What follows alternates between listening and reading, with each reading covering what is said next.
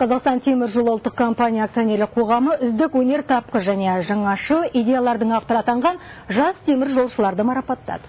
Наградаларды компания президенті Асқар Мамин 3-ші республикалық жастар форумының жабылу рәсімінде табыс етті. Жас толқын темір жолшыларға серпін беріп, кәсіби маман болып қалыптастыру үшін мұндай шаралардың маңызы зор.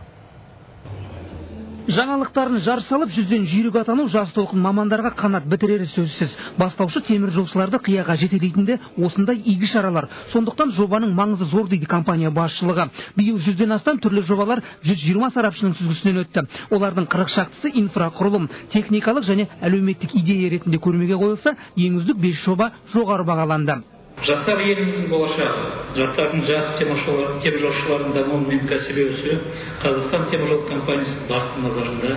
Елбасының тапсырмасы бойынша Астанада жаңа оқу ордаларының көліктер технология орталығын ашты. Компанияның жас мамандарды дайындауға арналған инвестициялардың көлемі жылына 3 миллиард теңге құрап жатыр. Мазгүл Қаукен болашақ басқарушы бағдарламасы бойынша үздік атанғандардың бірі. Бағалы сыйлықтар өз алдына, енді ол өзге жеңімпаздармен бірге кадрлық резервке есепке алынып, ТМД елдер аймағында біліктілігін арттыру курстарына аттанады. Болашақ басқарушылар бағдарламасында бірінші орынға ие болдым. Өте бақыттымын.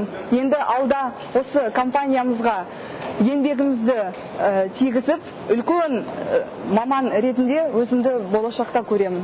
Қазақстан темір жолы қызметкерлерінің кәсіп өсуіне айтарлықтай көңіл бөліп келеді. Ол үшін биыл шетелдік оқу орталықтарында оқыту бағдарламасы бастау алды.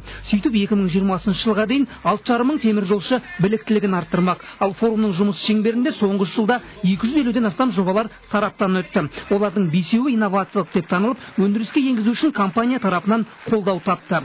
Мұхтар Ыбырайым, Хабар, Астана.